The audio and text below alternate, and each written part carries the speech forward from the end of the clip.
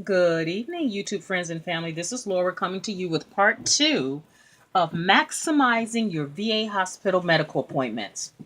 On this video today, you're going to learn how to take charge of your health care to ensure that it is a priority for both yourself and the doctor. You're going to learn how to get the best out of your patient-doctor exchange. You're going to learn how to identify a good patient-doctor exchange. For instance, does your doctor listen to you during your visit? When you leave your doctor's appointments, do you feel that all of your issues and concerns were addressed? Trust is a big issue also. Do you trust your physician? It's impossible to have a good patient-doctor relationship with a doctor that you can't trust. So establishing trust is very important.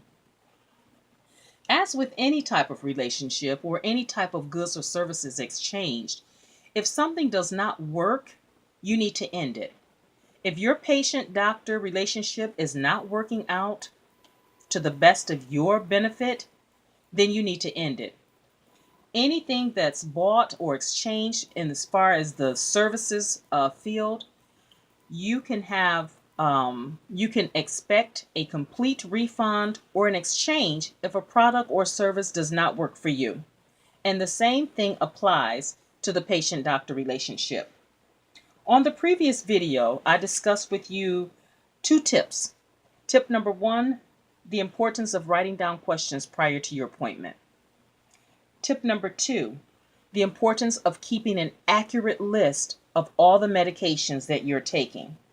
And so on part two today, we're going to discuss tip number three and tip number four. So let's jump right in. Tip number three, speak up.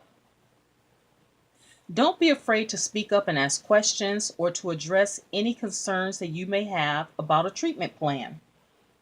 You can ask questions such as, are there any other options? How long before I see results with this treatment plan? What type of results should I expect? Also, you have a right to discuss any new symptoms, any existing symptoms. You have a right to tell the doctor if these symptoms are stabilizing, if they have completely went away, or if they have progressively gotten worse.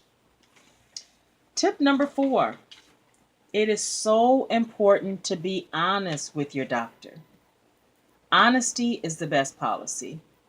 Your doctor will ask you questions to try to formulate a diagnosis for you.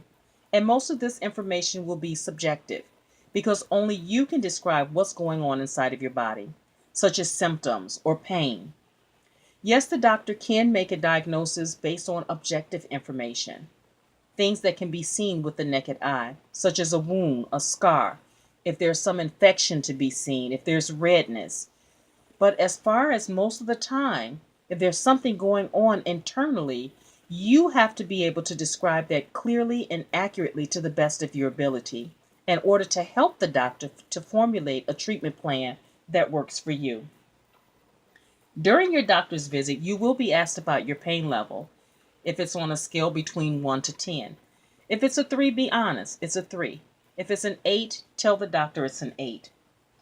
Also, be honest about your family history. Most diseases and medical problems today, most are passed on from generation to generation. They're hereditary. So be sure to be honest about your family history, such as diabetes, heart disease, cancer. Those are things that you need to be completely honest about. Be honest about any past illnesses, present symptoms, other doctors that you have seen, medications and treatment plans that have worked in the past or didn't work. Make sure to always ask about newer treatment plans available. It is very important, my friend, that you inform your doctor if you have discontinued taking any prescribed medications. It could also be helpful to take a friend, a spouse, or a family member along. This person can help you to take notes, to remember doctor's orders, or to help you to remember questions that you may have forgotten to ask. At the end of every appointment, it is important that you ask for a copy of your progress notes. either from the doctor or by logging into the computer database to get that information. These progress notes help you to keep track of your medical treatment. Unfortunately, things get lost today or they get misplaced. And so, in order to take charge of your health care, you need to keep up with your medical records. Your progress notes will contain health conditions, treatments, prognosis, diagnosis, medications, past and future appointments, any allergies that you may have, and you can obtain those progress notes through the VA at My Healthy Vet on the internet, and you can log into myhealth.va.gov. Even if you are not a patient at a VA hospital, you have a right to access your medical records. It is a law now that doctors not only have to keep a paper copy of your medical records, but your medical information has to be logged into a computer database. All you have to do is ask your doctor for the site and the password, and you can ask the receptionist as well. Taking charge of your health care is your responsibility.